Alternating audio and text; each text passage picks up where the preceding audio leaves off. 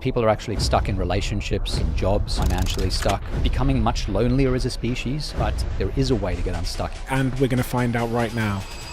Adam Alter, a New York Times bestselling author and psychologist. This episode is for people who are stuck in their careers, relationship, or any aspect of life, and how to become unstuck.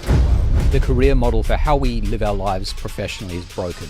As you specialize, you have less variety in what you do. There's a massive rise in loneliness and depression and anxiety. And part of the reason for that is we don't share our stuckness. And they also have no idea how common it is. So what is the relationship between perseverance or knowing when to quit? Research basically shows that it's a good idea to persevere beyond the point where you say, this is hard and I feel stuck. How long you should do that is another question. And the best example of this is an idea known as the creative cliff illusion.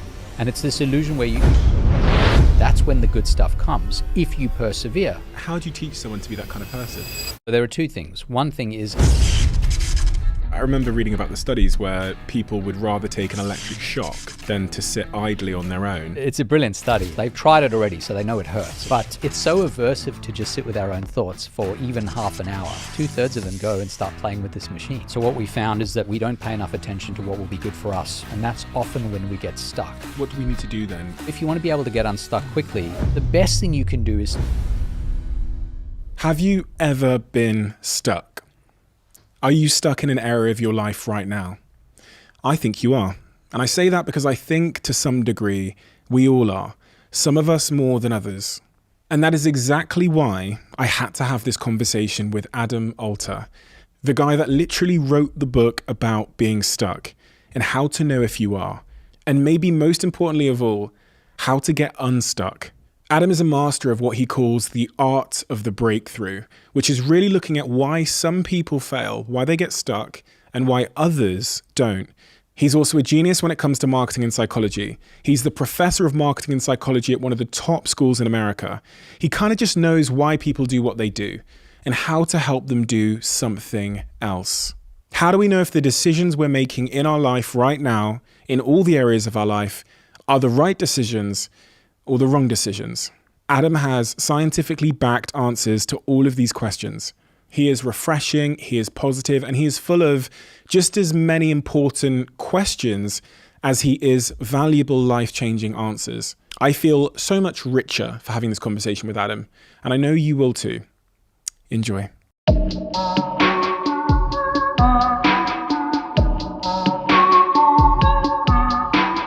Adam, from an academic standpoint, who are you? I am a professor of marketing and psychology, so I'm very interested in business, but also interested in the psychological side of it. So how do consumers behave? How do they think? What do they buy? How do they spend their time and money and other resources? I'm incredibly interested and curious about all of your books, specifically this book here, Anatomy of a Breakthrough, and also your first book, Drunk Tank Pink. Because this book helps people to get unstuck. Why did you decide to write a book called Anatomy of a Breakthrough? And writing books takes a huge amount of time and effort, and you're a man that has many things he could be doing. So why was this so important that you chose to write about it? It's something that I've been thinking about in some form or another for years. Literally, I'd say 25 years. I've been stuck a lot in my life. And so even before I became intellectually interested in the topic, it was a factor that had a big effect on the way I was living my life. And I wanted to understand whether there was maybe a roadmap that I could present to other people that would help them get unstuck. But I think the real answer is there was some research that I was doing in, I think this would have been in about 2005. And I found this really interesting cultural difference in how people anticipate or expect change in the world. And so what we found is that people in the West, people in places like the US, Canada, the UK, Australia, New Zealand, they tend to be blindsided by change. So if you give them 5 days in a row and you show that it's been rainy for 5 days or sunny for 5 days, they anticipate that that's going to continue. And they think the same about the stock market and other variables that can shift or stay the same. But if you do that with people in East Asia, Japan, South Korea, China, when they see a pattern that's gone a particular way for a while, they think that it's about to change. And what that does is it means that they're much more nimble in the face of change, whereas in the West, people tend to be blindsided by it. And it makes us especially slow at coming to grips with the idea that the world's changed and we need to pivot in order to get unstuck. Can you give me, the most popular examples of being stuck that my listeners now could relate to? Yeah, I've been running this survey for about 5 years on people all around the world, asking them with that definition of stuckness, are you stuck in some way? And I find that people usually within about 15 seconds start typing a response, which means that stuckness is very top of mind. And their responses vary. So some of them are financially stuck. They want to be able to save, or they want to be able to earn more money. Some of them are stuck in relationships. Some are stuck in jobs. A lot of them are stuck quite narrowly in creative pursuits. Like, I'm trying to learn this piano piece, I'm trying to learn this new art technique, I'm a filmmaker and I can't come up with creative ideas, I'm a business person and I can't figure out what my next venture should be. So there's a very broad range, and I find that almost everyone in at least one respect, with a bit of time, comes up with something. They say, I'm stuck in this way, and then they can express it. Is there a trend in who's getting stuck more often? Yeah, so I have a pet theory. I think the kind of career model for how we live our lives professionally is broken for most people. I think what happens is, as you specialize, you're supposed to get more and more narrow in what you do, and you have less variety in what you do. And that's how you get stuck, is by doing the same thing every day. And there's a huge amount of evidence for that in all sorts of different areas. Actuarial science, for me at least, very quickly put me into that little pigeonholed spot where I felt I was getting trapped and it was only going to increase. And so the thing I've done ever since is to try to create as much variety in my professional life as possible. Because then if you don't like aspect number one, but you have 9 other aspects to your job, you can go and do that for a little while. And so bouncing around, I think, is critical for getting unstuck. Often very smart people get very, very interested in very narrow topics. And that's essentially the definition of a PhD, is you spend a huge amount of time becoming an expert in a very narrow area. And I think that's fine for a PhD itself, but if you're going to make a whole life out of doing that, I think if you're a restless, intellectually curious person, you're going to get stuck really fast.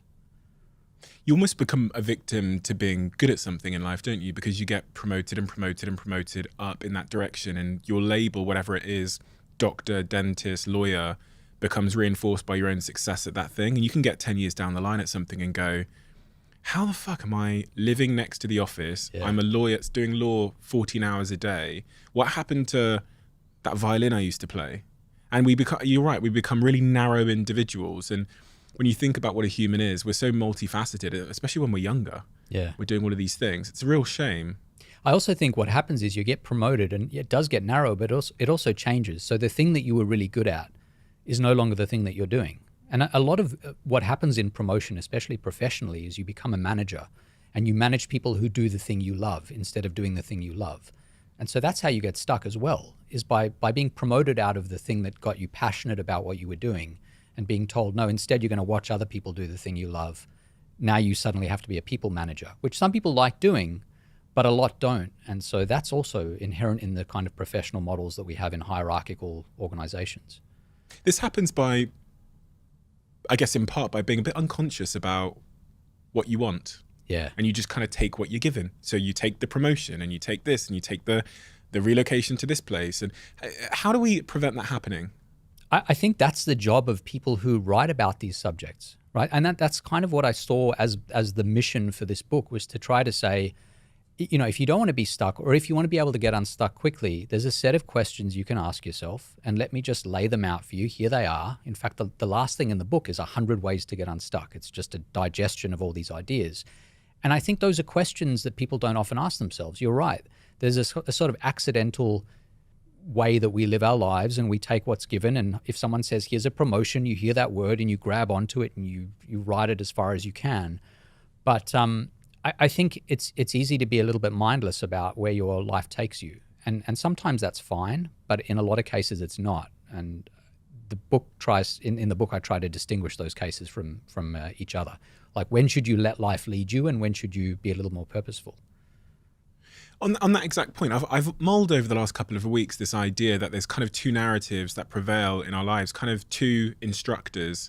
One of them is this external narrative. It could come from your parents or society's expectation of you taking that promotion, or thinking that that job is a admirable job for you to take, so you take it. That's the external narrative. Then the other narrative, if I can call it that, is how you feel. Yeah.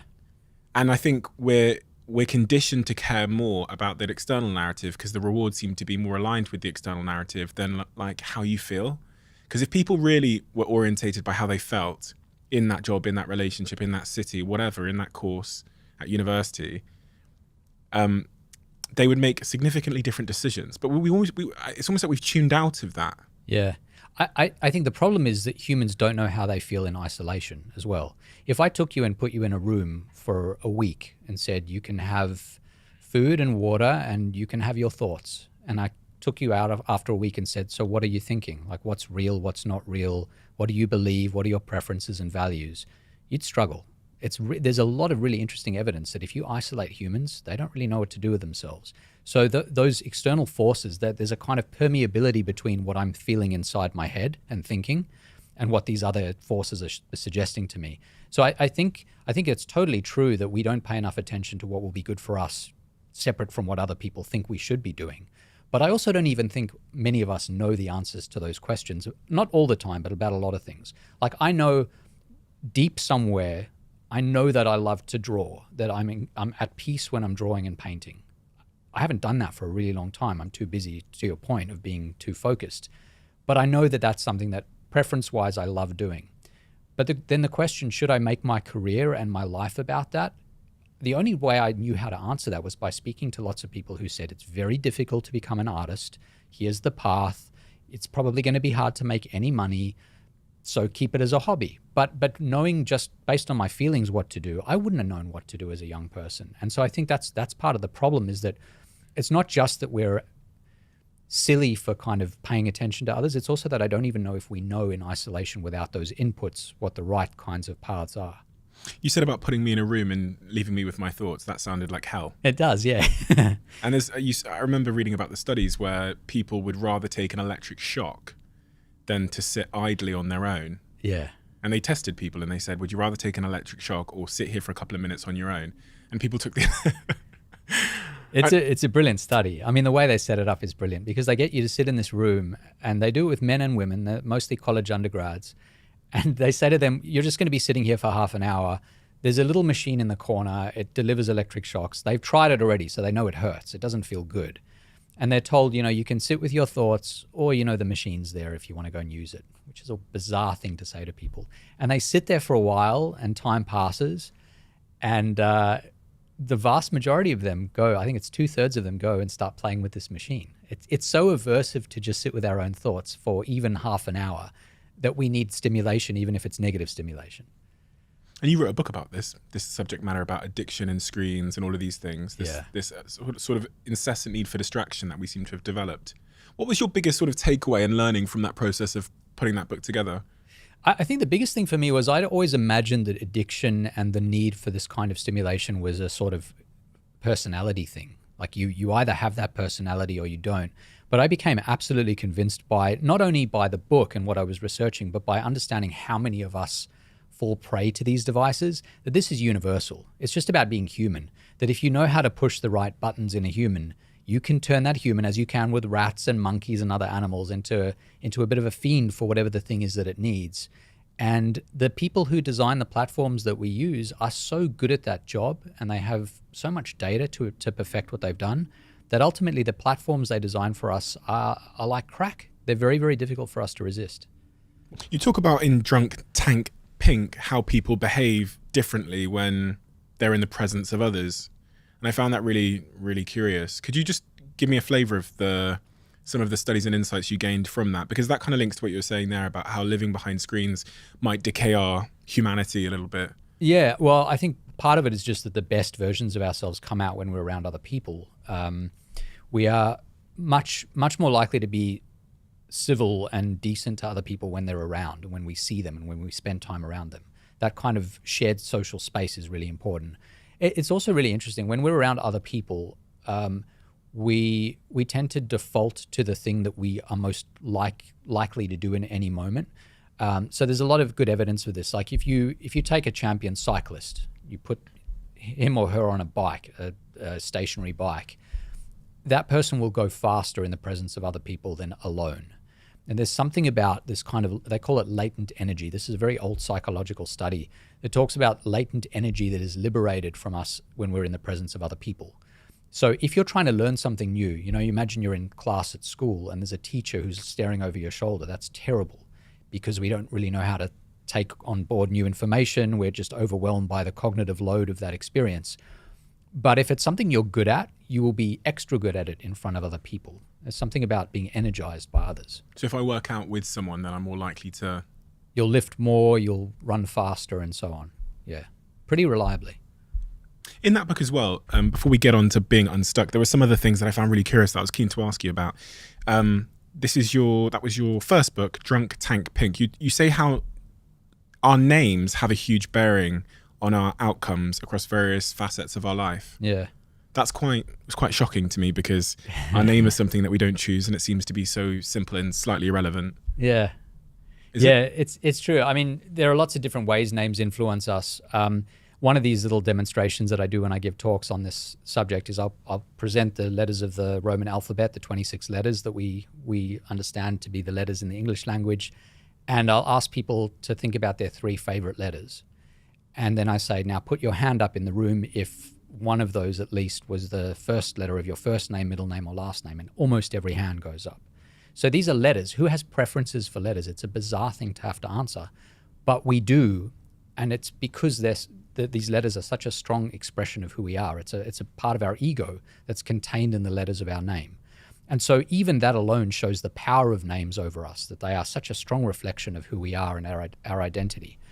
So that's the first thing. And you find interesting effects from this, actually. If you look at the hurricanes that we name in the US or that you name around the world in other places, you get much more donation aid if the hurricane name matches your initial.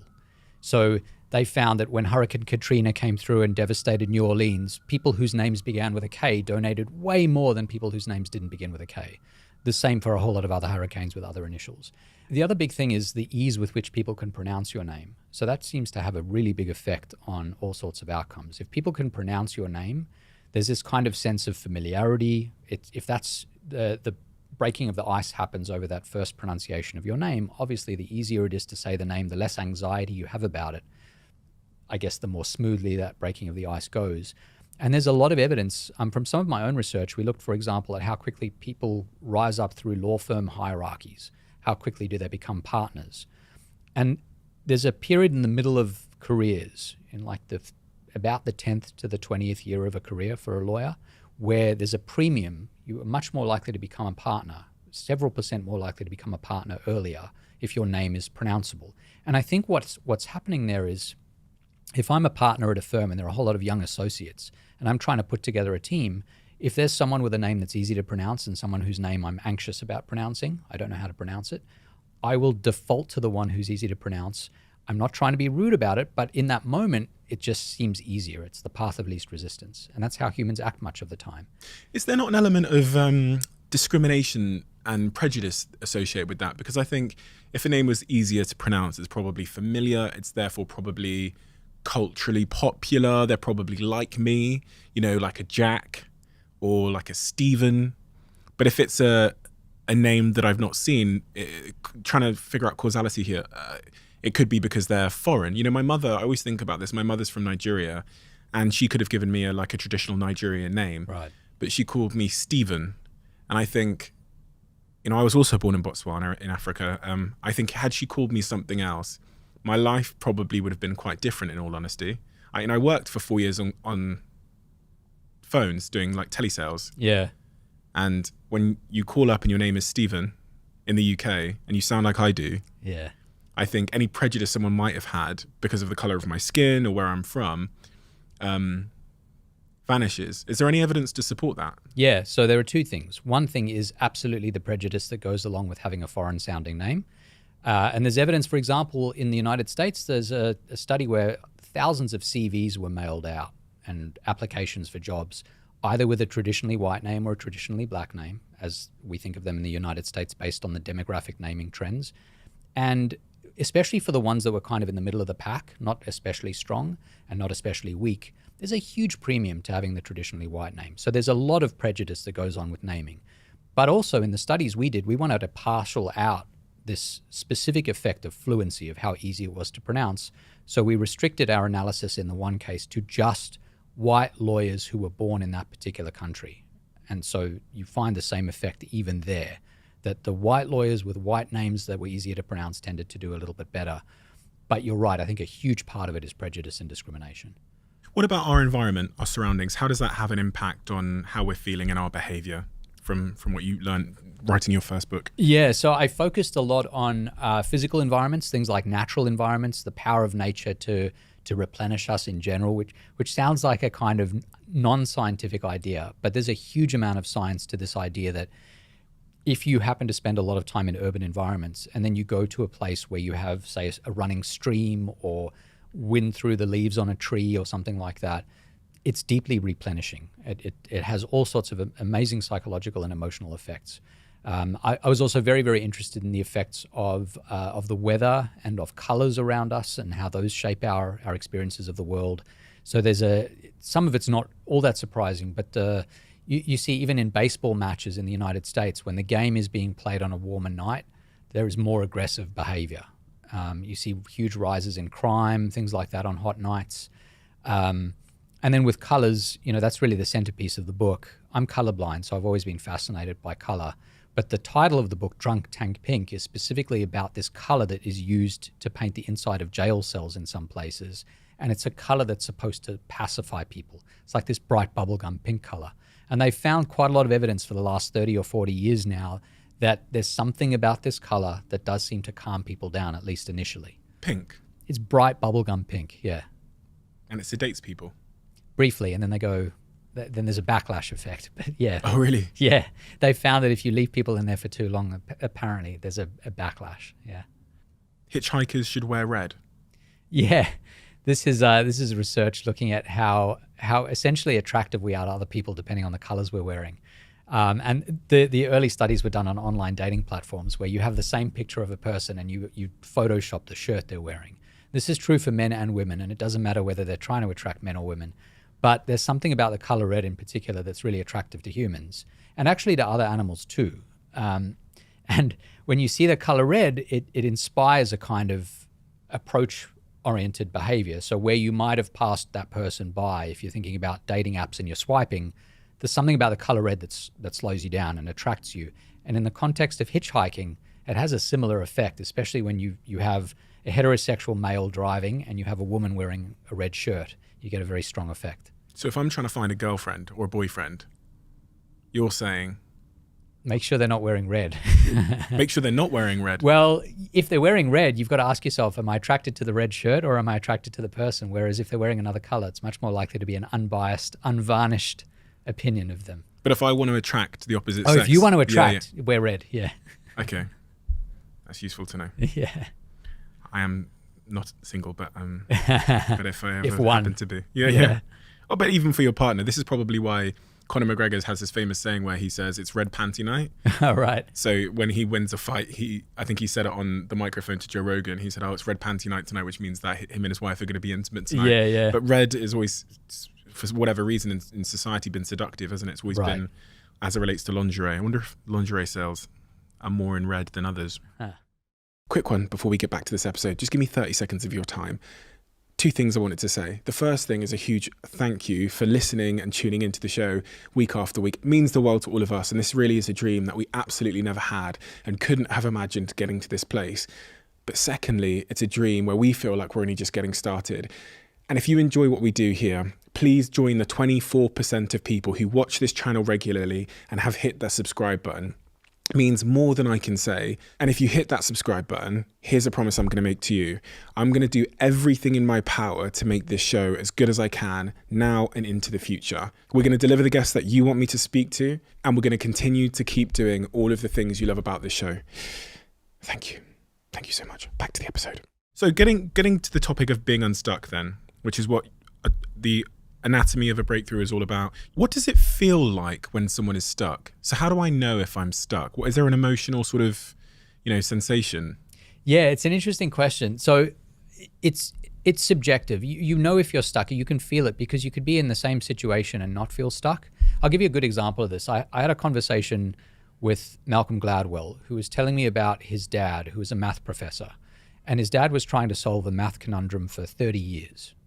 By external definitions, he was stuck for 30 years because he couldn't solve this math puzzle, which which is a common experience for math professors, I imagine. But he loved it. He didn't think of himself as being stuck. That for him was the process. That was why he went to work and why he kept doing what he was doing. And so, if I thought about being stuck in something and not making meaningful progress objectively for 30 years, the idea drives me crazy. But for his dad, for Malcolm's dad, that was something that was really appealing. He really enjoyed that process. And so I think a lot of dealing with being stuck at first is getting your head around what it means to be stuck and figuring out that usually it's not as big a deal as it seems it might be. And once you come to grips with the emotional part of it, you can usually bring some sort of strategies and actions to bear and to start to move yourself. I'm convinced of that, and that's why I wrote the book, because I think there is a way to get unstuck in almost every case. What is in your view, the relationship between perseverance, becoming unstuck, or knowing when to quit? Yeah, I mean, there's an amazing cottage industry on both sides of that spectrum of books that are being written that I think are excellent books that make the case for both of those ends of the spectrum. You've got Angela Duckworth's Grit, which is all about sticking through and continuing on, and I think Anatomy of a Breakthrough leans in that direction. And then you've got Annie Duke, who wrote the book Quit, which is about quitting, the fact that we've got so many options all the time, most of us. Why would you keep doing the thing you're doing if it's not working out for you? You should probably do something else. Now, they're both very sophisticated thinkers. They wouldn't say you should always persevere or always quit. But it's a great question. How do you know when you are stuck that it's time to persevere versus time to quit? And I think it's worth thinking about, the opportunity cost. So what are you leaving behind? Is there something else that's very obvious that would be an easy thing to jump to that would require leaving behind the thing that's making you stuck? And if that idea seems really appealing, as it did for me when I was doing actuarial science and wanted to jump away from that, then you should probably consider moving on. But the research basically shows that almost always it's a good idea to persevere beyond the point where you say, this is hard and it's not feeling good and I feel stuck. How long you should do that is another question. I think one of the guides that should be useful in determining that is to ask yourself, if there's an end state that I'm trying to approach, am I getting closer to it across time? If I'm learning a new skill, is the delta between where I am and where I'd like to be shrinking over time, the gap between those two shrinking, or is it staying the same, or is it even getting larger? And if it's staying the same or getting larger, then I'm probably not getting closer, and that's a good indication that I should probably quit. It's time to move on. I've thought a lot about this, and in my last book I wrote a chapter about quitting, and I was trying to figure out why I appear to be quite a good quitter. Mm-hmm. I'm well known for quitting school, my first company, my second company, university after one lecture. And this is the quitting framework I tried to draw up. Okay. So I'm going to just slide it across the desk, and please ask me if you've got any questions, and then I'll... So there's two kind of routes you can go down the quitting framework. Are you thinking of quitting because it's hard? You're running a marathon, it's the last mile of the race. It's hard, but it's worth it. Yep. So if it's hard and it's not worth it, quit. Mm-hmm. If it's hard and it's worth it, stay the course. Going down the other side, it sucks. That could be a relationship, a place you're living, the job you have as an actuary, whatever. Yeah. So this framework seems to me unassailable. In other words, there's nothing, I can't imagine that anything here could be disagreed with, because it makes total sense. And it's nice and broad. It's nice and broad, right? Yeah, you can imagine any situation being folded into it. The other thing I quite like about it is that this distinction between it's just hard and it sucks is very central to a lot of the ideas in my book. And I think if something sucks, it's emotionally unrewarding and you hate it and you're grinding through it, most of the time you should quit. And you have here this one limb to your model that says, if you can make it suck less, continue on. Marriage Very counseling. Often, yeah, right. Speaking to your boss. Right, exactly. And so there's great value in asking that question. But the it's just hard part I'm focusing on, because a huge part of this book is about how hardship is the first step in making something good. Yeah. Good stuff happens when things are hard. And because we're human and we have been evolutionarily, penned into the situation where hardship is seen as a problem, like we're using too many resources, don't do something that's harder than it needs to be. We're very used to that. It's not true about everything we do, but it's true about enough things that we misinterpret hardship or hardness for being a problem. Whereas in many domains, the good stuff only happens almost every time after it gets hard. In many domains, for human growth and otherwise. In your book, you talk about how, you kind of debunk the idea that young people start the best, most culturally valuable companies. We tend to think that it's like 21-year-olds in their bedroom that are starting all the great tech companies, for example, but you show that a couple of failures seems to be correlate with success. Yeah. And there's that whole section felt like a bit of a narrative shift. Yeah.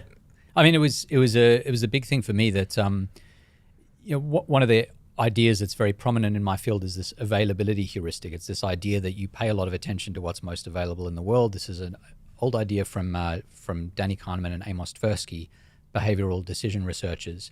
And the thing that we see a lot of is very successful young people because they're interesting. They're fascinating stories.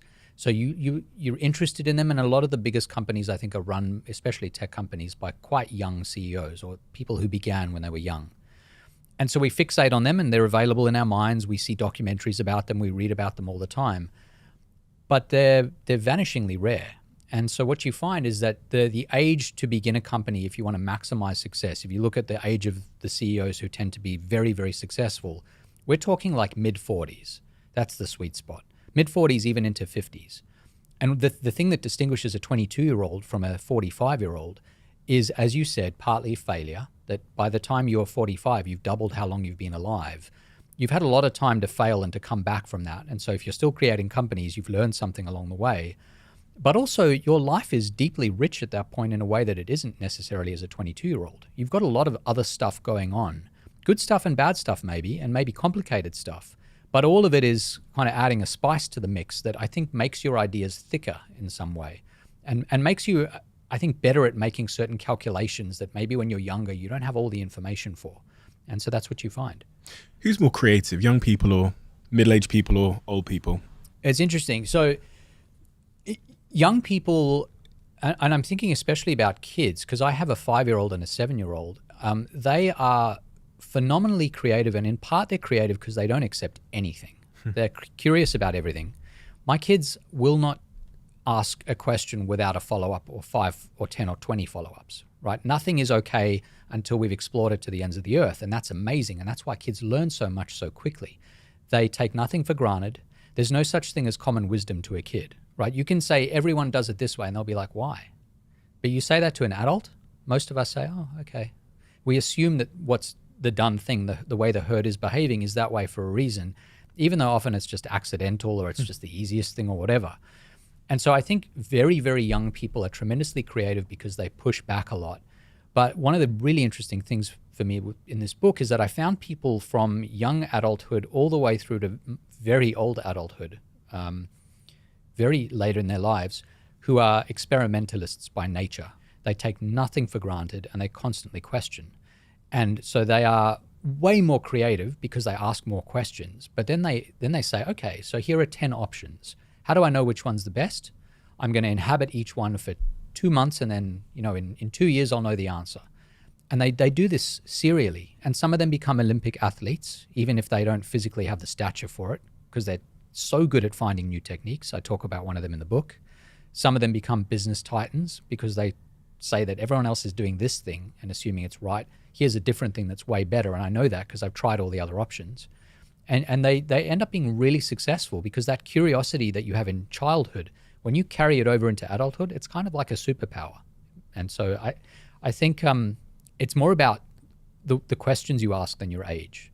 I couldn't agree more. And it's one of the things I constantly am trying to figure out how to get my team. When you said to me that there's a certain type of person that just continues to keep asking why is the age, I was like, can you introduce me? Yeah. Because I'd love to hire them, because Yeah. that's exactly, you think about what innovation is at its core, and it's that kind of rejection of convention. Yeah. And that harder road, which is to try and reason up from first principles per se. Yeah. You mentioned an athlete. Yeah. Who are you referring to? Yeah, it's this athlete named Dave Burkhoff. He was an Olympic athlete in the 1988 and 92 games, 88 in Seoul and 92 in Barcelona. He's a backstroke swimmer. He swims the 100-meter backstroke and then some of the medley races. And I spoke to him for a while on the phone to understand his experiences because he doesn't look like a lot of other backstroke swimmers. They tend to be very, very tall. The average world record holder is 6'3" to 6'4", so quite tall. He's about 5'10", which is a big difference in professional avenues if you're thinking about Olympic athletes. And when he was a student in the mid '80s, he was at Harvard, which is not a place you really go if you're going to be a champion swimmer. It's a place you go for intellectual experiences, but it's not the best athletic school, generally speaking.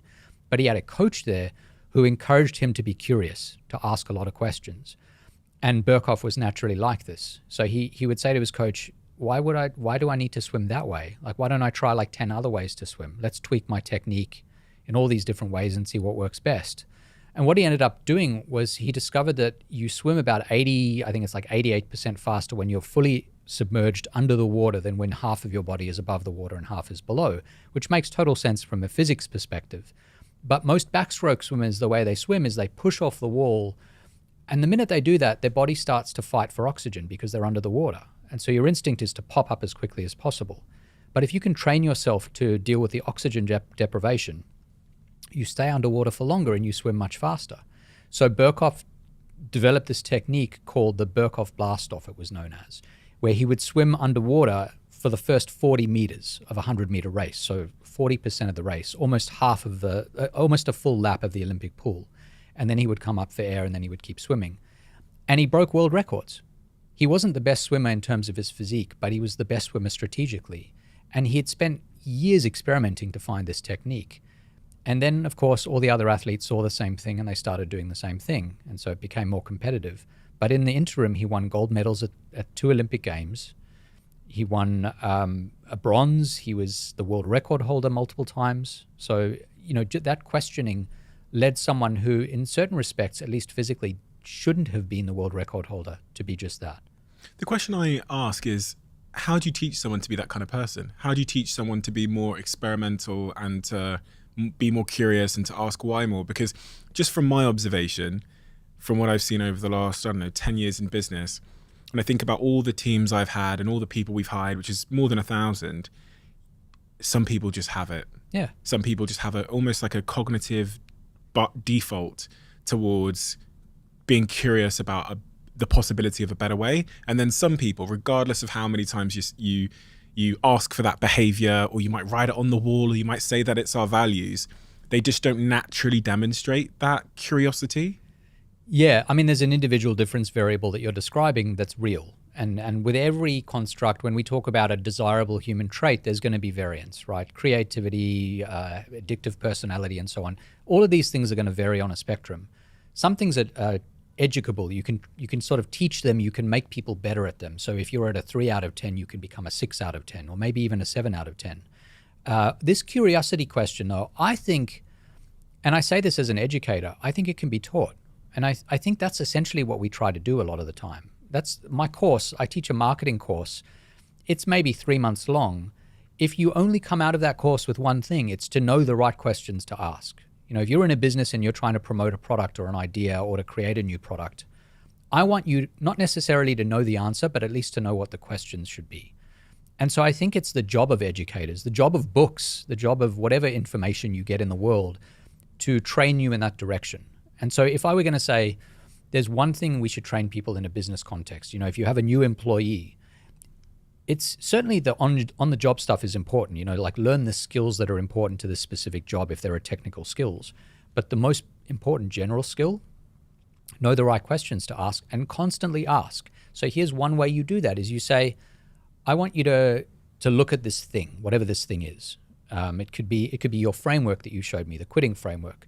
I would take everyone who I'm considering hiring, and as a diagnostic tool, I'd have them look at it and say, tell me one thing that's not right with the framework or that you think could be improved. Do it again now. Give me a second thing. What about a third thing? And if they can't do it the first time, coach them through it, work through it with them. But don't just do it with your framework, find 10 ad campaigns. Say, imagine you're the chief marketing officer at this company. What's one thing you could do differently that maybe isn't better, but at least is worth asking? Let's ask that question. And if you do that enough times, everyone becomes more curious. It becomes the habit. It's the way you interact with the world. So I think it, to a large extent, can be taught. That's kind of the thing I was reflecting on is, do you have to even tell someone to look at the framework and then find something better? Because I'm in search of the person that looks at the framework and goes, Steve, I found something better. Those people are amazing. They are. If They do exist. They do exist, and I found some of them, and that's Dave Burkhoff, right?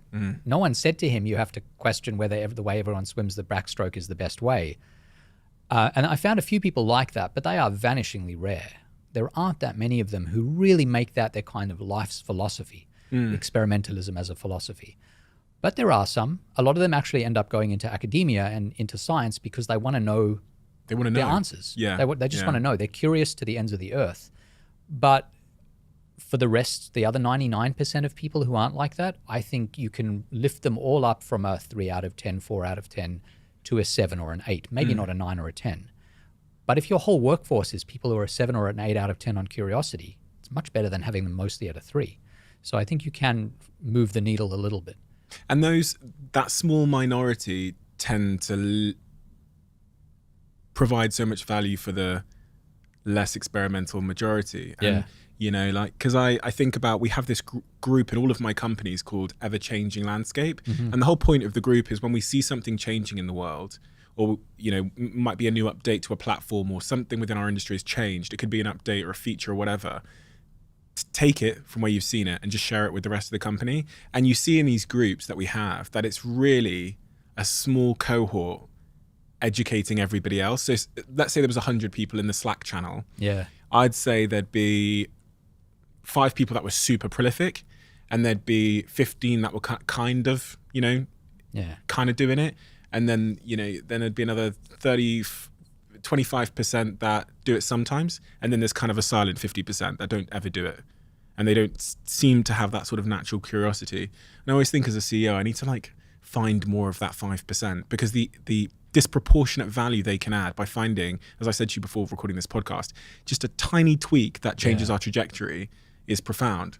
Here's my advice on that. I think you're exactly right about the distribution, and we see this in a lot of cases.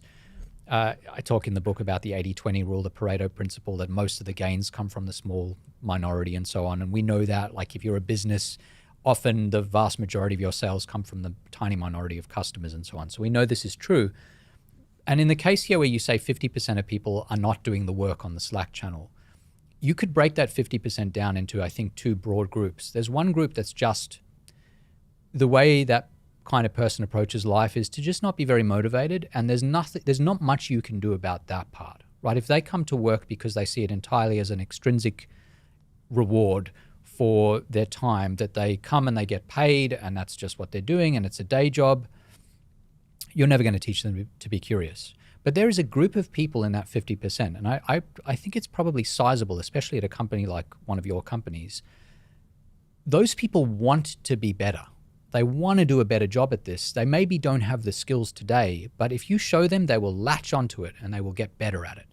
And it's the most important thing you can do as a leader in organizations is to not just find the people who are talented versus not talented, but to find the people who don't yet have whatever you would consider to be the talent, and to separate them into those who really want to be the talented ones and those who just actually don't care that much. They're just there to do the bare minimum.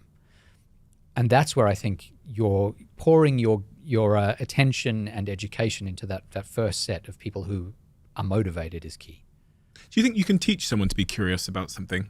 Because I wonder, people go home and they choose what they watch on YouTube and what they read about and what they consume on Netflix. That kind of seems to be the purest indication of what they're actually curious about, the stuff they lean into in their free time. So we've got some people in our team even here that are here now, that when they go home they're learning about cameras and how to shoot video and all those kinds of things. And then you might have someone in the same team that goes home and just wants to watch Keeping Up with the Kardashians. It's quite obvious, and I think everyone could agree that the first person who has a natural curiosity towards the subject matter outside of their professional pursuits is going to achieve more in their professional pursuits. So could you, I have to provide some nuance here, that it doesn't matter if someone goes home and watches Keeping Up with the Kardashians. They'll be useful in other ways because they'll be getting sort of creative insights outside of the industry, like you said. But I do believe that those that are curious about the thing they do professionally will go the furthest. Yeah, so I think with curiosity in general, if I don't know much about cameras, I just have my phone and I use it as a camera. That's about all I know. I just push buttons. And so I'm not that curious about them. But if you give me let's say the most educated camera consumer in the world is at 100%. If you take me from 0% where I am now to 10 or 15%, I then know enough to start to develop curiosity. Part of the problem with being a novice is you don't even know what's interesting about the thing. Like if you don't drink red wine, and then you, at some point you start drinking it, you're like, oh, there are different varietals. That's interesting. Oh, even within that varietal, it turns out there's a difference between Napa and Burgundy or whatever. And as you get more knowledgeable about the subject, the nuances become interesting to you because they mean something.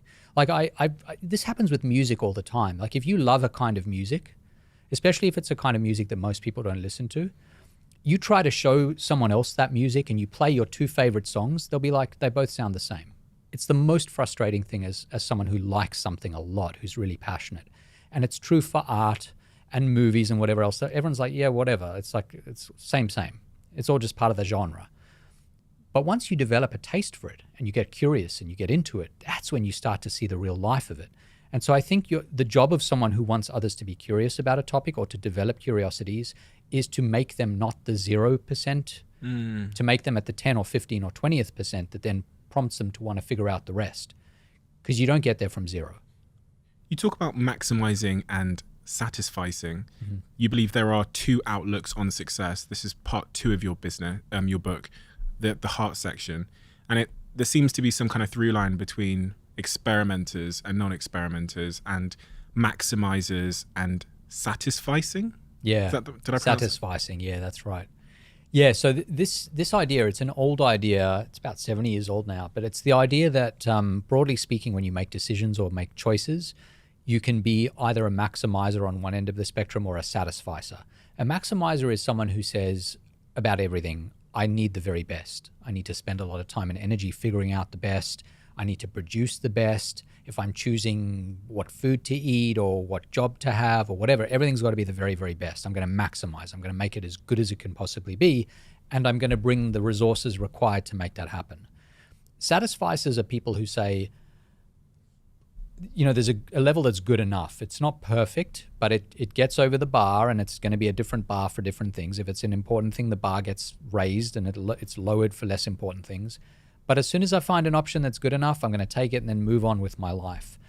And then there are people who are kind of in the middle who say about some things like my partner that I choose, or if I'm going to choose what job to have or which country to live in. Those are really important. Whether to have kids, those are important questions. I'm going to maximize on those.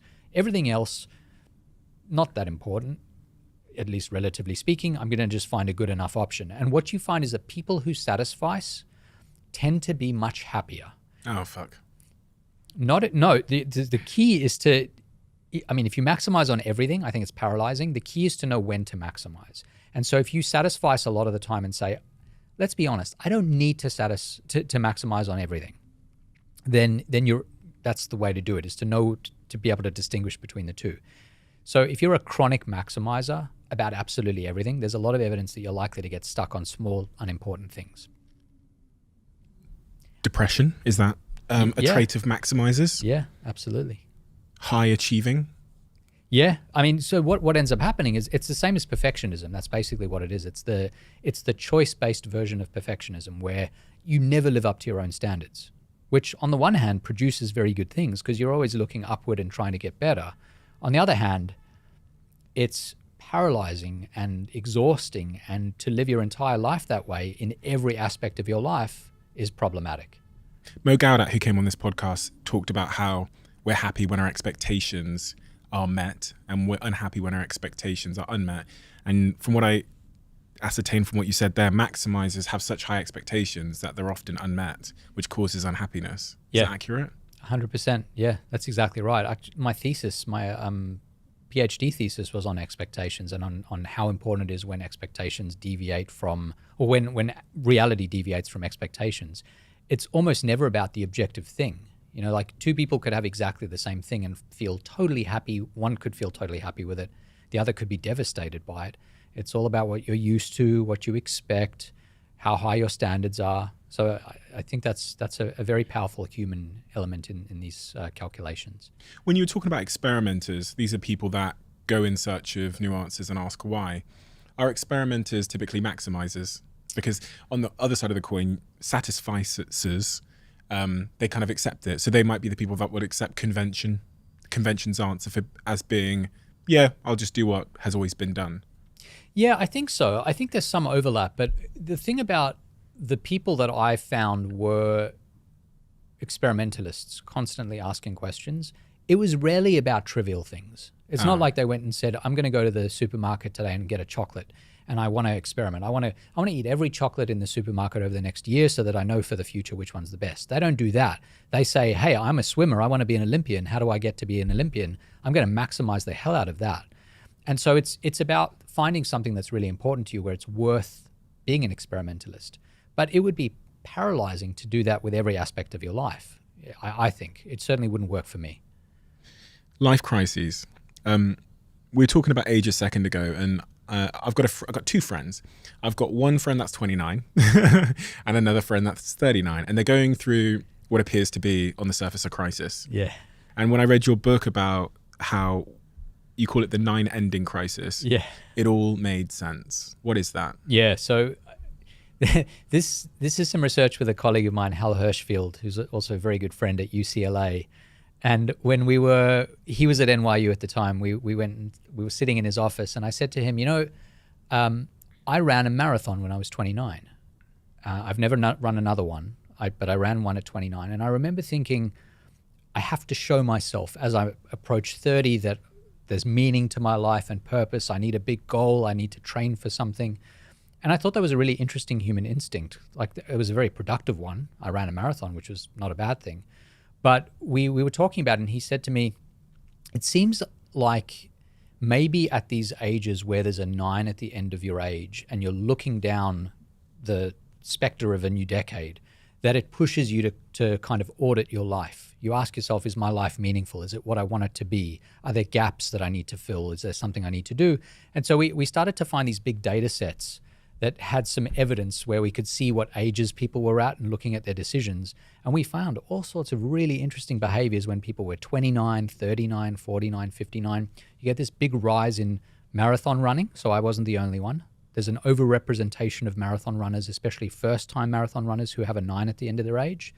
If you were already a marathon runner, you run your fastest marathons in general when you have a 9 at the end of your age. There's also some stuff that's not so good. So you see a massive rise in infidelity.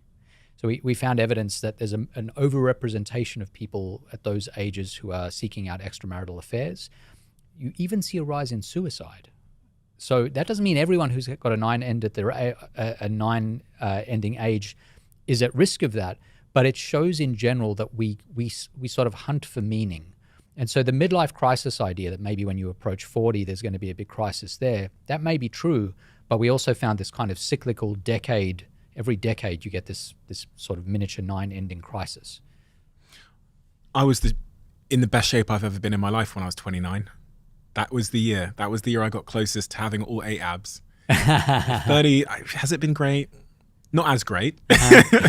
So I was wondering, as you said that, if what happens when the year after, if 29 is often some of our most productive achievements or affairs, does that mean 30, 40, 50 is when we chill a little bit? It varies a little. It's funny. So what you see is it's sort of like a wave, and the peak of the wave is at 9, but there are some people who it only dawns on them when they actually hit the 0 ending age. Some people it starts at the 8 ending age. It's really when you get to like 34, 35, 36, 44, 45, 46, right in the middle of the decade, when you see the trough for all of these kinds of behaviors. We're sort of most in our lives and doing our thing and not really questioning as much, which, we found that fascinating, that just the accident that we happen to count using a base 10 system means that every 10 years we zoom back and audit our lives in this way. It's such an because the number is such an irrelevant thing in the context of your physiological health, your metabolic health, but symbols matter, and you talk about symbols in your first book as well. Yeah. And we don't appreciate how much symbols sway our life in fundamental ways, do we? Yeah. No, that's right. That's true. And I think, even these numbers are symbolic. They have symbolic meaning for us. It's something, when you say I'm in my 30s, it's different from saying I'm 28 or 29, even if it's just a year apart or even a few days apart. And it's the same with what it means to be in your 40s. It's symbolic for a time of life and certain expectations about what that time of your life is supposed to be.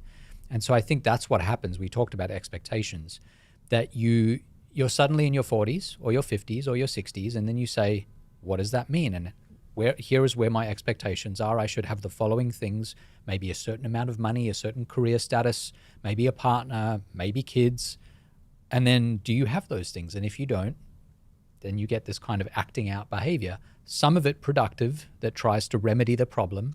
Perhaps you try to get fit and run a marathon, but sometimes for some people, it's not very productive behavior. I know this more than most because I started in business at 18, and you can imagine when I was on BBC Newsnight and they introduce you, and he's only 18 years old. My business is making zero money, but they were just blown away because of expectation of what an 18-year-old should be doing. And then I had that throughout my career, and he's only 25 and he's got 1,000, and he's only 20, and then he's only 29.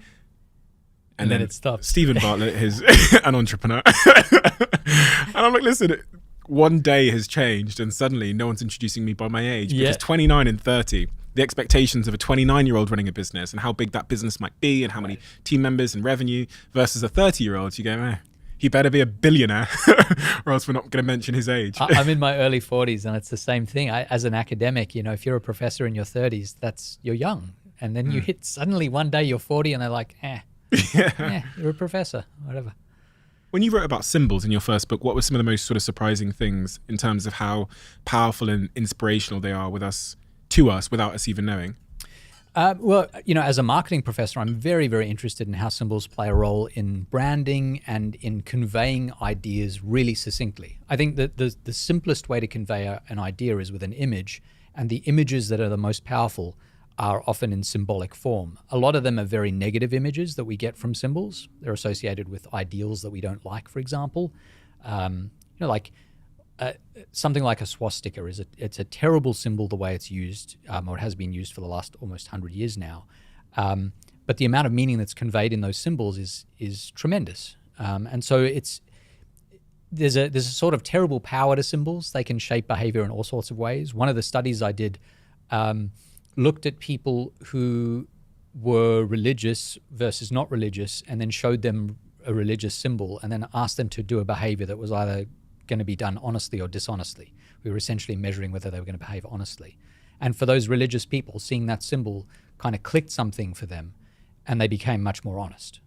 So in general, they might have had an honesty level of 50%, but you show them that symbol even subtly in the environment around them, and suddenly they become much more honest. So these things are constantly swimming around us and gently nudging our behavior in different directions. It almost reminded me a little bit of the thing you wrote about in that book, about how when people are shown a picture of eyeballs at like a free snack bar where they can take what they want, they're much more honest about their decisions. Because eyes, again, in a way, are a symbol. Yeah. They're a symbol of the tribe, maybe. Yeah, of being watched, of feeling like you're being watched. There's some really interesting evidence from this, looking at using eyeballs to get people to behave better. So if you have an image of a pair of eyes looking at you, just disembodied, just the eyes, you don't see any of the rest of the face, you find that people behave much more honestly. They're much less likely to steal something. You see shoplifting rates go down. The best use of it, though, I think, is if you say you're a chocoholic, you love chocolate, but you don't want to be eating it, but you also want to have a little bit around every now and again. One thing you can do is you can have a little cupboard in your kitchen where the inside of the cupboard you put a mirror. And that's where the chocolate lives. So you open it up, and every time you reach for the chocolate, you have to stare into your own soul. And so the eyeballs, whether they're yours or somebody else's, just having to look at yourself, not just metaphorically, but literally as you do something, it brings out your better angels. And there's a lot of evidence for that in various psychological studies. One of the things that stands in the way of acceptance is this question, which a lot of people ask when they get stuck, which is, or when they have a life quake, which is, why me? Yeah. Why did this happen to me? Yeah. And that relinquishes our sense of personal responsibility. It makes us a victim to the situation, which we might objectively be a victim, however you want to define it, to a situation. But it doesn't seem to be conducive with getting out of it. No, it doesn't. And, you know, the interesting thing is if you go to people who are at the end of their lives, they're on their deathbeds, and they know that the end is near, and you say to them, did you ever have a why me situation? Did something happen in your life at any point where you had cause, whether you did or not, you had cause to say, why me? You know, this felt unfair. 100% of them will say yes. That's another case where we feel isolated in those moments. We're like, why me? The implication of that is it's me, but not someone else. Their turn will come. We will all have these moments that are really hard to deal with. Some of us have had them already. Some of us will have more of them in the future, but they are universal. And so the best thing you can do, I think, in those moments is to just kind of recognize that it's okay to be sad and pissed off and to struggle with them. But also there's some comfort in knowing that actually this is just what it is to be human. Everyone has these moments. You're not unique in responding that way, and you're not unique in experiencing that situation in the first place. It's privileged as well, as you write about in your book. It's a privileged response to have that you don't see across other cultures as readily. Yeah, it's privileged. And it also, I think, reflects the sense of agency we've got from becoming essentially masters of our worlds in ways that were not true for most of human history. You know, as science and medicine goes, we're living longer, we are generally a stronger species, we can do a lot of incredible things, we can move spacecraft to other planets. You know, it's ridiculous the number of things we can do. And so as a result of that, we kind of assume that that's the kind of control we should have over every aspect of our lives. If we can do big things that are amazing, why can't we do small things that are amazing? And that's not the way the world works. And we mistake that general sense of human control over the world, especially as we move away from religion and become more secular. We develop that sense of privilege. And I think cultures that don't have that to the same extent, or that still hew to religion more strongly, you have much more of a recognition that, hey, to some extent, I'm kind of at the mercy of whether it's the gods or however you want to describe it. And that makes you more open to the idea that you don't have control. Is that less westernized cultures, so cultures with less money? Yes. That's why the privilege aspect comes into it, because I think the West, where we are more... It's expectations again, isn't it? It comes back to almost everything. Yeah, it's a huge, huge part of the human experience. We all need to lower our expectations. Or have realistic ones. Yeah. Yeah. There's going to be so many people that are listening that realize that, you know, they objectively realize that life comes in seasons. But the difficulty comes is when one of those seasons ends, and we kind of resist it ending. And a lot of people, I think, will feel stuck when a season or a chapter of life, one of those life quakes, you know, I guess the start of a life quake, I guess, is when one of those seasons ends. Knowing from a intellectual, from a strategy standpoint, how to deal with it in that moment, because when a season of life ends, there's so much uncertainty and fear, and you can't always see the season to come. And that's where a lot of those feelings come from. You talked about acceptance being a key path forward, but is there anything else? I really want to make sure we've completed that. Is there anything else that we can do to be better at transitioning from one season of life to the other? Yeah, so I love this philosophy from the rock musician Jeff Tweedy, the frontman of the band Wilco, who's also a writer. He writes, he does music, he's a Renaissance man.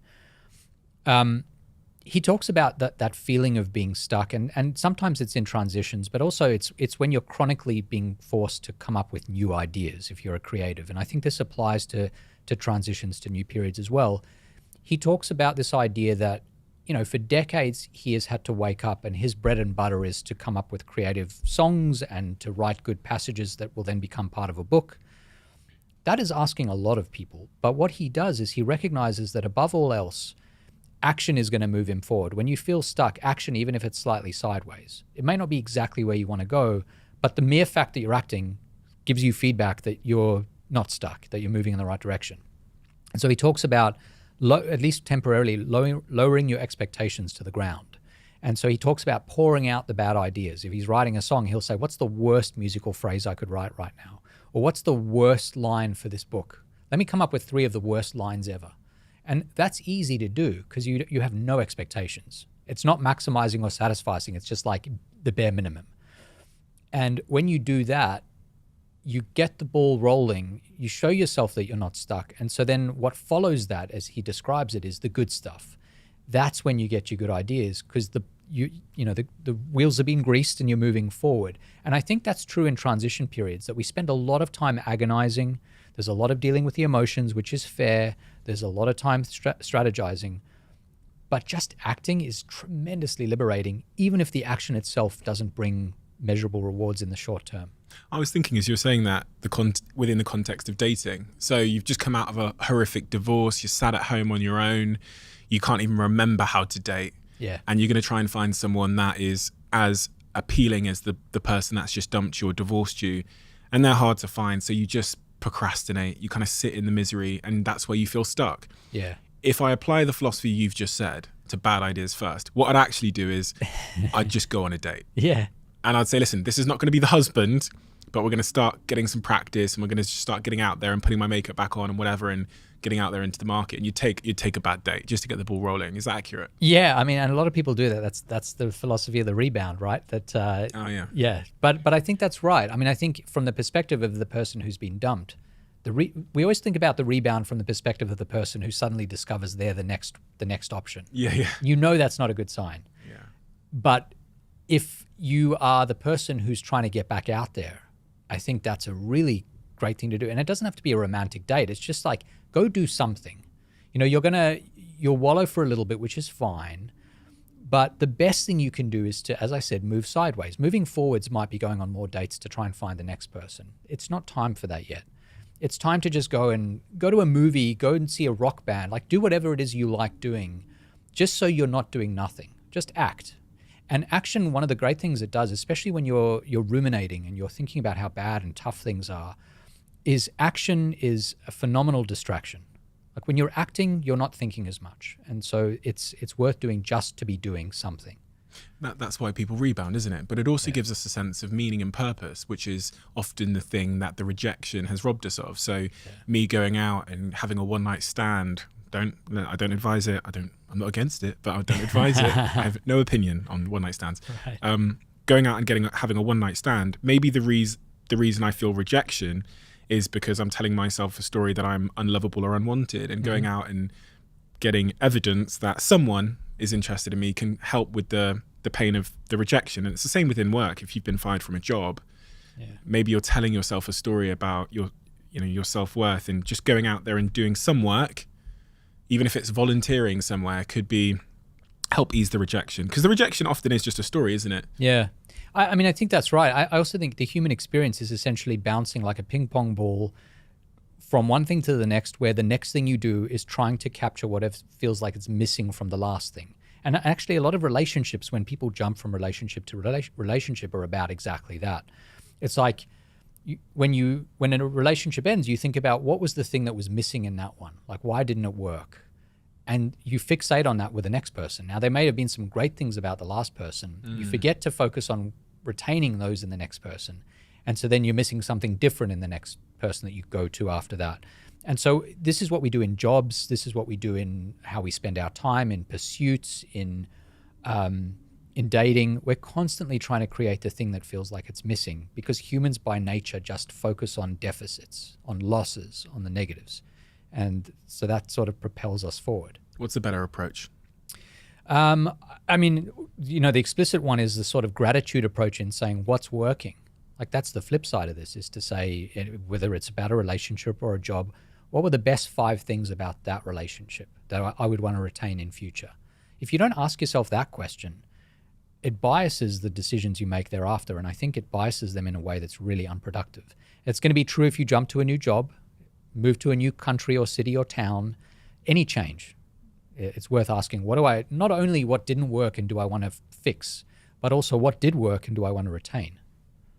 The best way to get unstuck is to simplify the problem as much as possible. That way you can identify what the sticking points are. I call this simplifying of the complex a friction audit. Mm-hmm. What did you mean by that? Yeah, so over the years, I've met people who need much less time to make sense of complicated situations, knowing what's not important.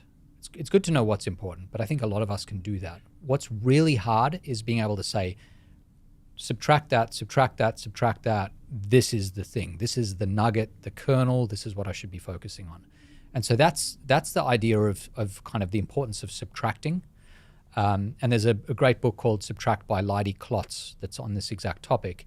The friction audit itself is a sort of philosophical version of that idea, where in business in particular, I do a lot of business consulting that works on this friction audit process. And I spent a long time with companies that ask the question, how do we sweeten the deal? How do we make the product better, more attractive? How do we stand above the crowd? And I started to realize that the return on investment to doing that is often minimal, and it's expensive to do that, and it's really hard to do that in a competitive marketplace where everyone's doing the same thing. But where you get your massive return is not by focusing on making the carrot more attractive. It's by removing the stick that stops people from doing what you'd like them to do. Maybe it's interacting with a customer service rep, maybe it's buying, maybe it's making a particular choice, maybe it's understanding information, whatever it is. If you weed those out, you sand them down, so there's no longer friction there, you see tremendous rises in conversion, often for almost no cost. It's just a matter of asking that particular frame of question and going through that friction audit process.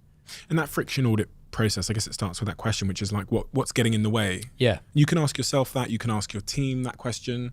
Yeah. We probably don't ask our teams that question enough, just generally in business, which is because we're always thinking about things we can add, maybe something we can buy, equipment we could buy, someone we could hire. Yeah, I mean, when I think about this, certainly for teams it works really well. I also think for individual lives, everyone, if you ask them, this is really liberating. I like to do this sometimes. What are the 3 things in your life right now that cause you the most friction? It could be interactions with a certain person. It could be commuting if you're traveling a lot. Everyone's got a different answer to the question. But imagine that those 3 things you could just eradicate from your life right now. How much better would your life be? And people often say, like 100% better. My life would be double as good as it is now. And so the next thing is to say, well, that's a massive return on investment. If you can't eradicate them, that's fine, but at least sand them down, minimize them, shrink them to the extent possible. That's where you should devote your resources. It's a really, really powerful intervention for individual lives, but I think also, as you said, in the workplace as well. Such a good habit to have, asking that question frequently, not just to yourself, but also just to the people you work with. Yes. Because you get such surprising answers when you ask these questions. Also to your partner or to your friend, your close friends, there's nothing better than being asked that question. If someone asks you that, the degree of caring, if they actually seem like they want to be able to help, that will melt any barriers between you and another person. If you genuinely say, what are the 3 things right now that feel like they're the hardest, most unpleasant things, and how can I help you fix them, is a tremendously uplifting, connecting experience. It made me reflect as you were saying that on that. Is it the 61 rule in aviation? Yeah. Have you heard that? Yeah, I think I know what you mean. Where if you're 1 degree off for every X amount of miles you travel, you'll miss the airport by 60 miles or something like that. Yes. So just 1 degree in deviation from the path, which could be anything that's causing friction in your relationship, at work, in whatever you're doing, means that you'll miss the airport by 60 miles for every 100 miles you travel or something like that.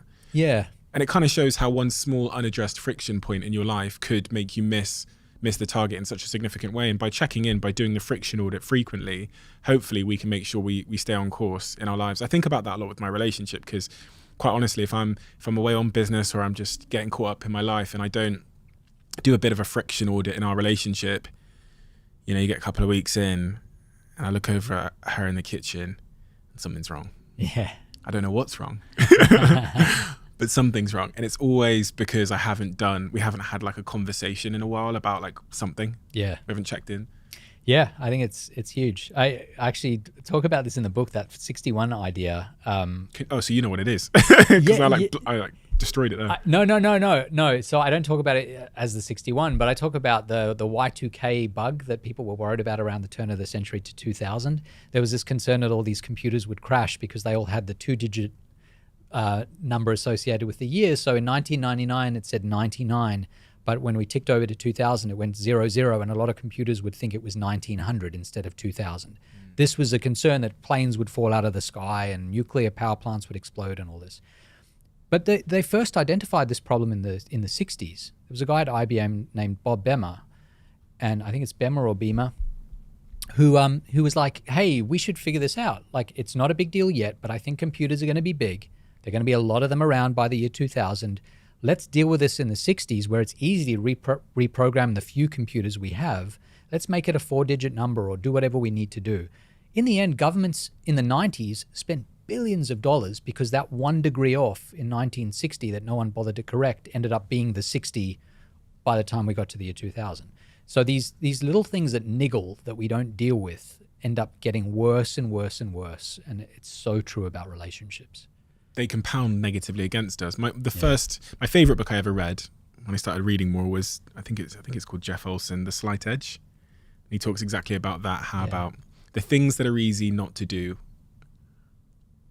like saving £5 or brushing your teeth, are the things that end up compounding against us or for us in our lives and having the most significant impact, because we ignore those things. We don't think they're important.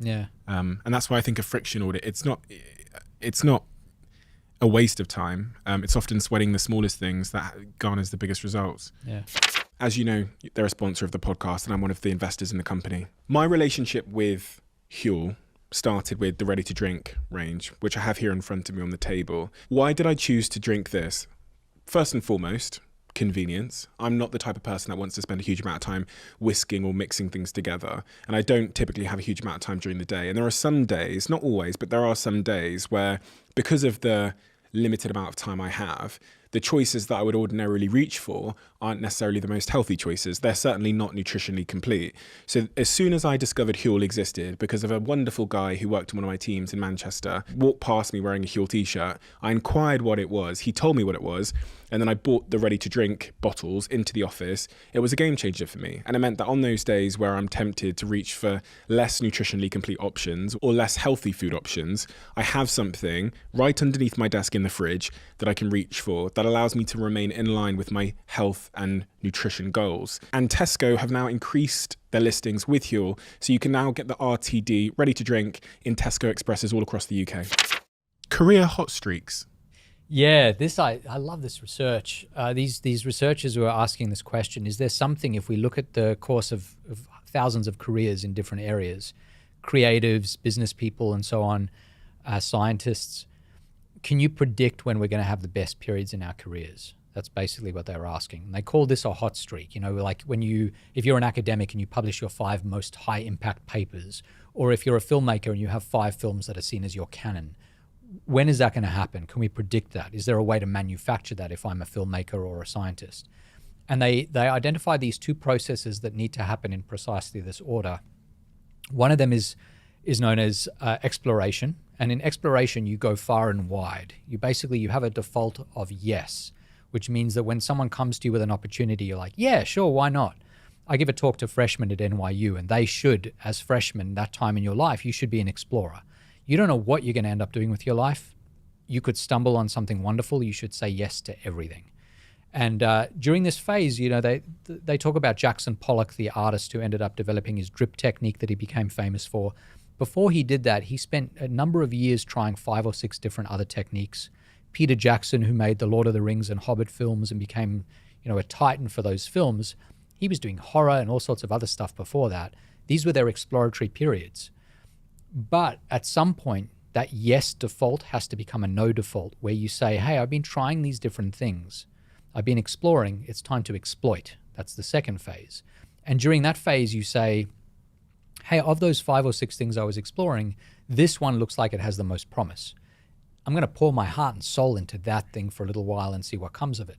So for Jackson Pollock, it was the drip painting. For Peter Jackson, it's these big, epic fantasy films.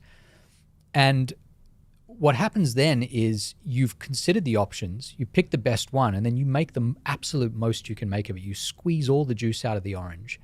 And that's when those successful hot streak periods arise, when you go broad and then you go really narrow. And then when you feel stuck again, you go broad again and then you go narrow. And you expand and you contract throughout your life, professionally and I think personally as well. That's I think, a path to a good life.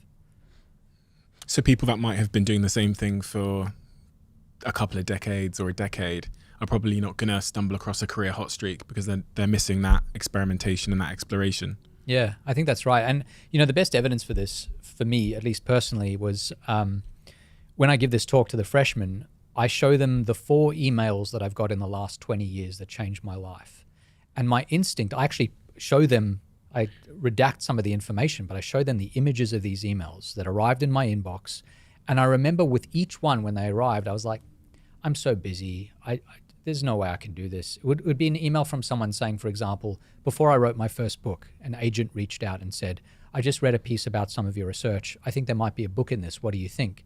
My first instinct was like, I don't have time for this. I'm so busy. I'm a first-year professor. But I was in this exploratory period, so I ended up saying yes. Totally changed my professional life. I have a few others that are like that. And those 4 are sitting in a pool with thousands that went nowhere. But if you don't have that yes default for a certain period of time, you're never going to find those 4 gold nuggets in that otherwise kind of silty mess.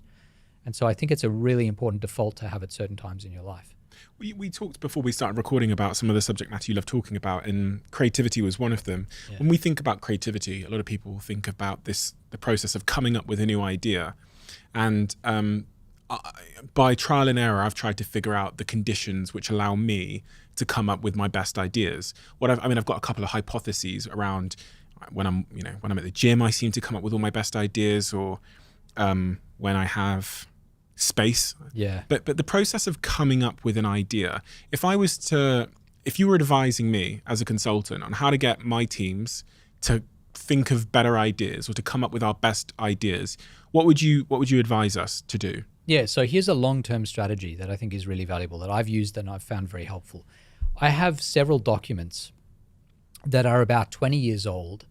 One of them is called Research Ideas. One is called Book Ideas. One is called Teaching Ideas. And every time I see anything that's even remotely interesting to me that's related to one of those, I put it in one of those documents, depending on what it is. Like for Teaching Ideas, it'll be a great ad campaign that I want to share with my students. If you do that for 20 years, that document gets really, really long. And so my documents now, some of them are, I think, like 40 or 50 pages long, just line after line of links and ideas and short descriptions of things that I've come across that are useful. If I go back to that, it does 2 things. One thing is it shows me over time what I'm interested in, because sometimes it's hard in the moment to say, I don't know, what am I generally interested in? But I have a 20-year record of what I'm interested in.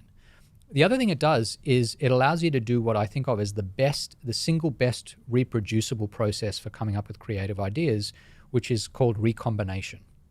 So we have this illusion that the best ideas are radically original, that they stand on their own. They're different from anything that came before. They are paradigm shifts. Everything changes.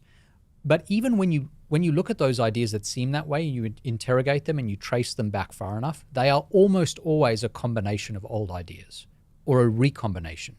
So the best example of this that I came across, and I talk about this in the book, is when you ask musicians who is the most original musician of the 20th century, one of the most common responses is Bob Dylan. But if you look deeply, Dylan certainly had a lot of elements that seemed like they were different from what other people were doing. But he himself has said, oh yeah, I was borrowing from this tradition and that tradition and the folk tradition and this artist and that artist. And then when you look at the DNA of his music, there's so much evidence for what came before. It's true in business ideas as well. One of the things I ask my students to do is come up with a radically original idea in business that you've seen. Tell me about a company that's doing something radically original. And then they'll come up with something, and then I'll say, all right, tell me what is similar to that came before it. And they can always come up with something. So is it radically original, or was it just a new combination of elements that existed before? And I think that if you have this long document, randomly pick idea 3 and idea 12 and see if you can combine them, and there you might have a business or an idea that's useful and creative. We could also do that collectively, I guess, as a team and as a company. We could create an internal ideas document which everyone can kind of contribute to, in terms of, if we're thinking, ways to make this podcast or one of my businesses more successful, just dumping in ideas that we're kind of on the someday shelf. Yeah. When we revisit that document in the future, we can go, okay, so we were trying to find a way to get listeners to share the podcast more. and oh, someone found a tool over here that does something else for this part of the business. Maybe we could combine these two things and use that to share the podcast more. Here's a tweak to that. I think that's a great idea, but if you make it a collective document, people are going to feel like the ideas have to be a certain level of goodness to share them. Okay. So start alone. Everyone has their own document, and then you combine it at some point. Ah, nice. That's much better for, in general, that idea of brainstorming as the first step. Great if you do it on your own. You never want to start by thinking in a group. You always want to start alone. Yeah. People converge, they're scared. Yeah. All of those things. Do you do much of that? Do you do much of sort of corporate consulting? Yeah. Quite a lot. What typically tends to be the symptoms or the challenge that corporations are typically stuck with? Yeah, so, I mean, not all the consulting I do is about being stuck specifically, but that's often a way of framing why you would get a consultant in, right? There's something you want to change and you want to fix it.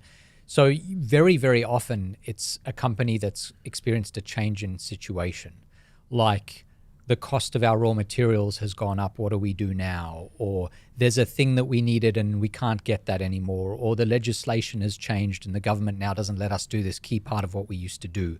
So a lot of it ends up being quite operational when it's about stuckness. It's like, how do we pivot? How do we figure out a way around this situation? But the consulting briefs are incredibly broad and varied, which is, again, why I love it so much, because no two gigs is the same.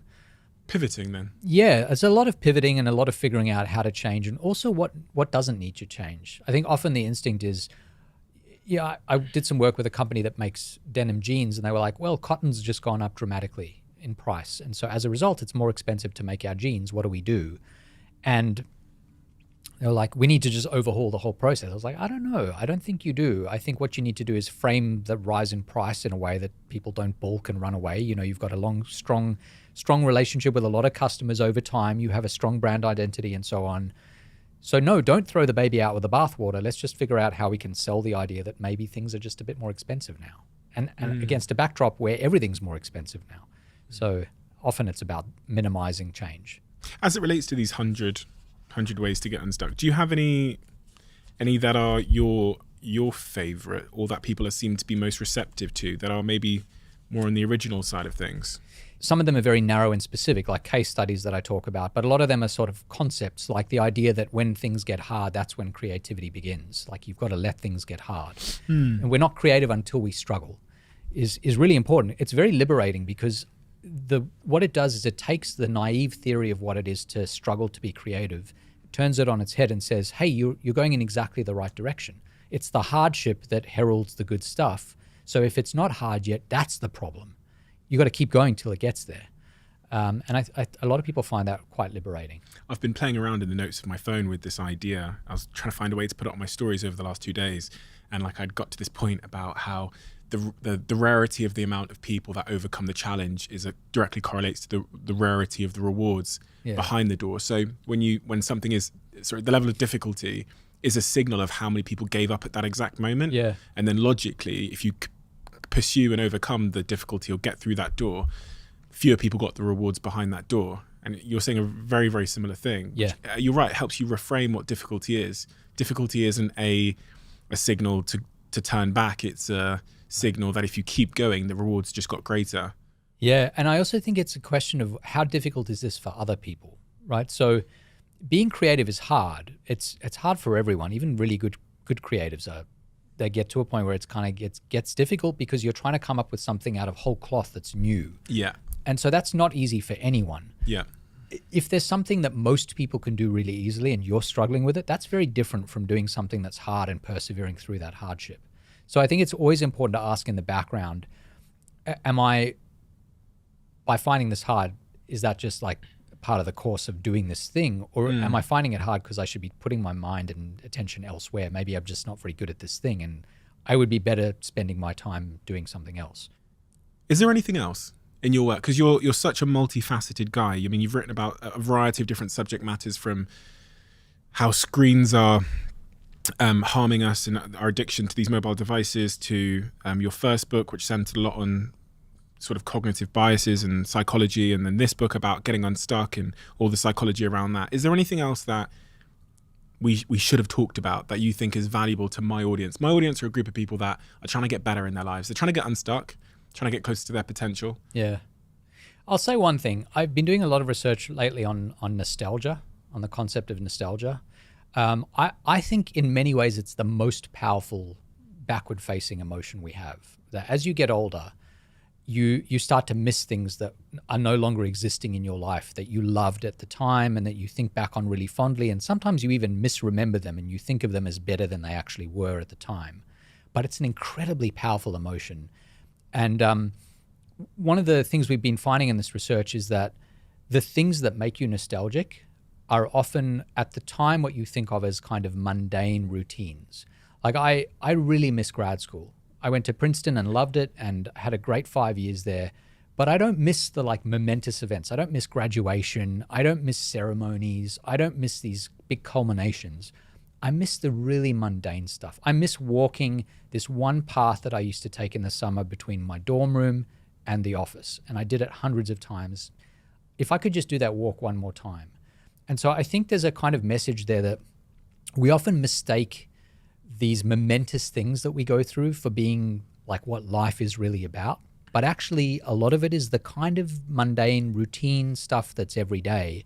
And the reason I like that idea so much is because it suggests that you can wring tremendous value out of things that might seem trivial or not that important if you recognize that. Like it's changed the way I live my life. I cultivate so many little routines out of every day because I know when I look back, that's the stuff that's going to really feel full of reward and meaning. I think we try too hard sometimes to make everything bigger and better and more kind of emotionally explosive. And so that's, I've always found that, at least since discovering that, it's been a really powerful idea for me. I think about that. You were just saying about nostalgia, relationships I've had, companies we've been in and, worked in for many, many years. And you look back at the early days and you go, oh, I wish we could have that again. But but I can't quite easily put my finger on exactly what it was other than a bit of excitement. Yeah. A couple of moments where I have flashbacks of good moments we had, but there's nothing to say we can't create those little good moments of celebrating together in a bar now. And I mean, there are three components to well-being. There's anticipation before something happens, there's momentary when it's happening, and then there's retrospection after it's happened. Think about a trip you take. Mm-hmm. If you're really excited for a trip, I'm going to Europe this summer and I'm very excited about it, a particular trip that I'm going to be taking. And I think our job as humans, in sort of respect of all the time and energy we put into living our lives, is try to maximize across those three kinds of well-being the sum of those three. So the fun stuff, book it in as early as possible so you start enjoying it today before it's happened. And then in the moment, which tends to be very brief, right? The moments themselves are brief. Most of the value comes in thinking back for the hopefully decades that come afterwards. So you're saying get your phones out? Yeah, exactly. Just spend every minute on your phone. Take a photo of everything. Yeah. Spend the whole time at Coachella just videoing. Just videoing it. You don't actually want to experience it. You just want to look back on it. Yeah. That's fantastic advice. Thank you, Adam, so much for your time. We have a closing tradition on this podcast where the last guest leaves a question for the next guest, not knowing who they're going to be leaving it for. I don't get to see it until I open the book.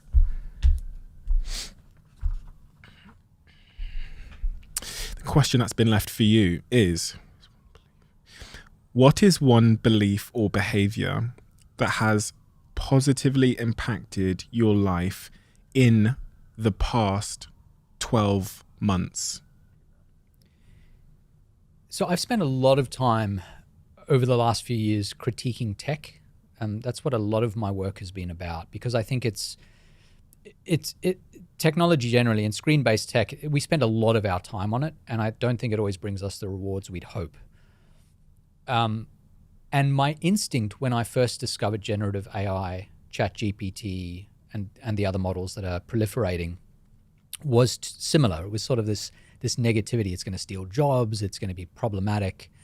But I sort of adopted a more experimental mindset, and I've started using it more. And I've started using it more than anything as a kind of brainstorming partner. It's like, instead of having a brain trust of 10 very smart friends who all think a bit differently about something, ChatGPT is like billions of people all thinking differently about things. And you can keep asking it, hey, give me another idea. Give me another idea. Imagine that one's wrong. Let's tweak that. So I think what's changed for me is I'm trying to embrace these external things that are changing around us a little bit more, because my natural instinct is to say, let's preserve what's so special about being humans and try to stave off all of that infringing effect that comes from these changes. But I'm finding that very rewarding because I'm finding the good. I can still say no to the bad, but I'm finding a lot of good. I think there's a bit of a hangover from the social media era, Yeah. and how that played out, where there was this new technology. We all rushed into it thinking it was all positive, and as the experiment played out, we realized that there are unintended consequences. Yeah. So I think we've come into this real next technological shift with the unintended consequences mindset. I think that's right. I think that's exactly right. And I think the pendulum shifts. I remember when I was talking to people about the last book, Irresistible, about screens, and a lot of them were like, this is 2013, 14. They were saying things like, but everyone loves tech. Like, why would we even consider the problems? Why would you write a book about that? It's a storm in a teacup. The idea that people were not criticizing tech 10 years ago in the way they are now, especially screen tech, surprises a lot of people. But I had way more pushback early on. And then in the say 3 or 4 years that followed, the pendulum swung the other way to critiquing. And I think now, hopefully, we're kind of leveling out a little bit. But I think you're right. There is a hangover from the social media era.